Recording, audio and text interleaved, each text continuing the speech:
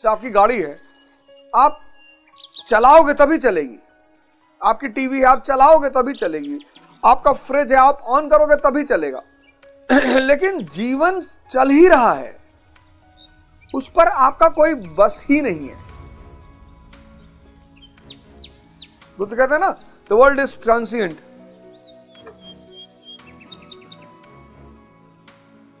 संसार गतिमान है, यूनिवर्स ब्रह्मांड गतिमान है। सब कुछ आप चाहोगे भी ना तो रोक नहीं पाओगे। तो जब सब कुछ बदल रही है, सब कुछ बदल रहा है, सब कुछ, मन से जीवन शुरू हुआ, षड्यतन, मन और इंद्रियां। यह षड्यतन जो मैंने आपको समझाया बुद्ध के द्वादश निदान चक्र में, षड्यतन, मन और उसके 5 दोस्त, 5 फ्रेंड्स।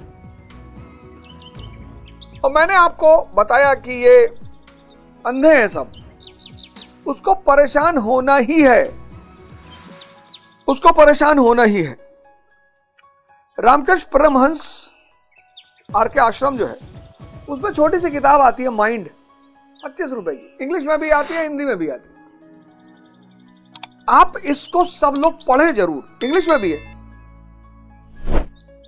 मन को जो समझा, कहने का मतलब यह है कि कुछ किताबें जो कंपलसरी होनी चाहिए, जैसे माइंड वाली किताब है, हिंदी में मन आप ले सकते हैं आर.के. आश्रम से, और बहुत प्यारी किताब, पहले मन फिर ध्यान खरीदिएगा, दोनों 25-25 रुपए की है, ऑनलाइन मंगा लीजिए।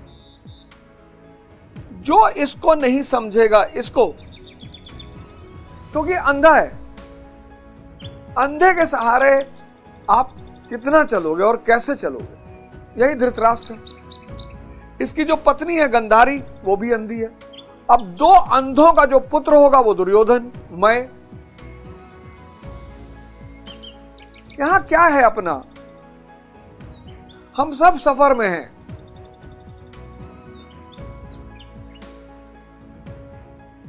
ट्रकों पे लिखा होता है, सोचो साथ क्या जाएगा। इसका मतलब धन कमाना बंद कर दें, इसका मतलब लग्जरी करना बंद कर दें, भीख मांगे। नहीं नहीं, ऐसा नहीं है, ऐसी बिल्कुल नहीं है। आप मेरी बात को समझिए, आप पूंजीपति बनिए, आप मंत्री बनिए, आप विधायक बनिए, डॉक्टर बनिए, इंजीनियर बनिए, लेकिन आप ये जो मूल उद्देश्य है, चैतन्य की तरफ की यात्रा, ये भी जीवन में शुरू करिए। गुरु गोविंद सिंह जी से जब औरंगजेब ने पूछवाया, ये जो तुम्हारे योद्धा हैं, ये बाल और दाढ़ी दोनों रखते हैं, ये धर्म के लिए लड़ रहे हैं। बोले धर्म, सिखिज्म के लिए? अरे बोले सिखिज्म ही थोड़ी, धर्म सबका एक है। इसलिए सिखों के यहां जो कैलेंडर लिखा लगा रहता, उसमें लिखा होता सबका मालिक एक है। सिखों की जो धार्मिक ग्रंथ है, आदि ग्रंथ, उसमें बाबा फरीद के दोहे हैं, उसमें कबीरदास जी के दोहे हैं। अगर कुछ छोड़ना है ना जीवन में, तो बस एक चीज छोड़नी है, मूर्छा।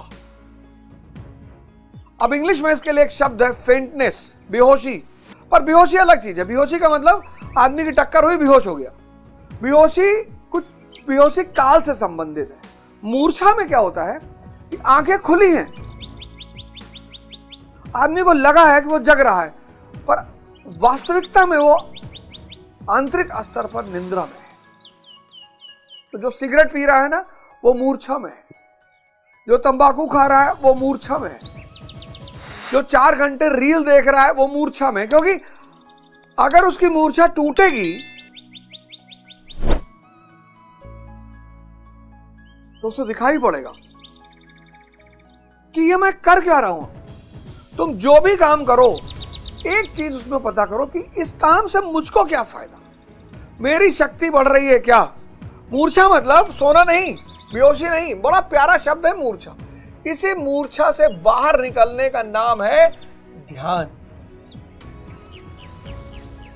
अब सिगरेट पी रहे हैं, चलो मस्ती में पी रहे हैं तो कोई बात नहीं, क्योंकि काम नहीं हो रहा, अपने को भुलाना चाह रहे हैं। लेकिन कहीं तो अकेले हो गए, सोने लेटोगे। जब सोने लेटोगे तो अपने पास आओगे, बेचैनी होगा, ज्यादा बेचैनी बढ़ जाएगी, डिप्रेशन हो जाएगा।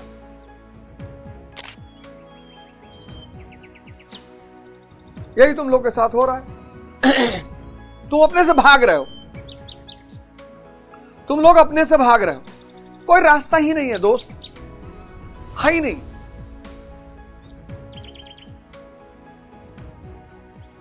दोस्त कोई रास्ता ही नहीं है। मॉडर्न इंडिया मैंने रात में पढ़ाना शुरू किया 8 बजे से। मॉडर्न इंडिया की पूरी फ्री क्लास, सब पढ़ो। मॉडर्न इंडिया की पूरी फ्री क्लास यूट्यूब पे चल रही है। 4-5 एपिसोड हो गए। रात में 8 से 9:30 10 बजे तक उसको पढ़ो, उसी अवस्था में सोने चले जाओ, 4 बजे उठो। अब तुम चाहते हो कि मैं कुछ पा लूं, पाने के लिए तपस्या करना पड़ेगा, कोई रास्ता है ही नहीं। तुम चाहते हो मैं कुछ पा लूं, तो ये मूर्छा तोड़ना पड़ेगा। मूर्छा तोड़ने के लिए ध्यान करना पड़ेगा। ध्यान आराम से होगा नहीं तो तपस्या करना पड़ेगा, टेम्परेचर देना पड़ेगा ना। और तपस्या के मतलब कष्ट। इस कष्ट के बिना परिवर्तन नहीं हो सकता, संभव ही नहीं है।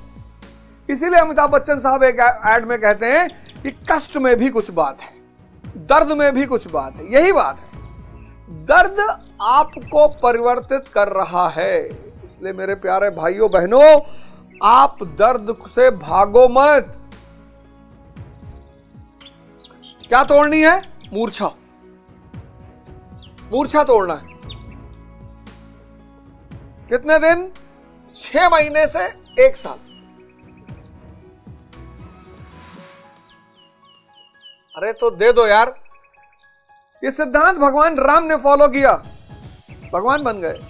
श्री राम से प्रभु राम हो गए।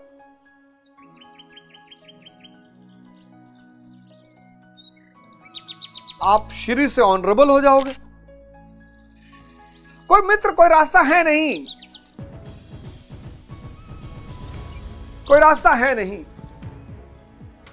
कहीं आश्रम चले जाओ, नहीं घर कुछ से कर पा रहे हो, 20-22 दिन के लिए कहीं आश्रम चले आओ, कहीं ऑनलाइन कोर्स कर लो। सुबह में खैर योगा ध्यान करा ही रहा हूं,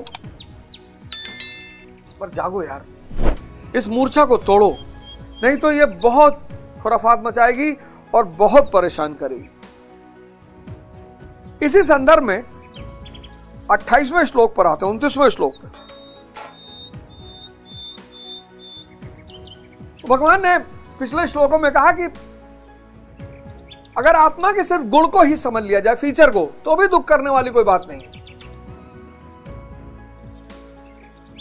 अगर आत्मा के सिर्फ गुण को समझ लिया जाए, फीचर, एट्रीब्यूट को, तो भी दुख करने वाली कोई बात नहीं। क्यों? क्योंकि वो जन्म लेती है और मरती है।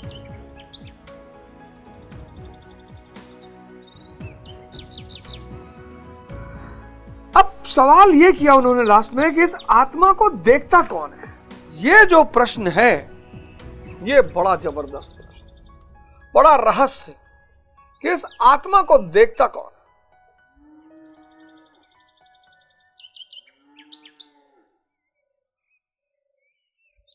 अब ये इतना बड़ा राज है, जो माइक्रो ऑर्गेनिज्म है, सूक्ष्म जीव, उनको कैसे देखोगे? माइक्रोस्कोप से। जो आसमान में दूर गैलेक्सी है, उसके तारे हैं, उसके ग्रह हैं, उसको कैसे देखोगे? टेलीस्कोप से।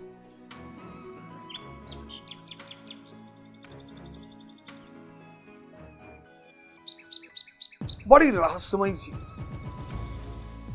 इन 2 आंखों से दिख ही नहीं सकती, इसीलिए आज तक कोई एक्सप्लेन नहीं कर पाया ना।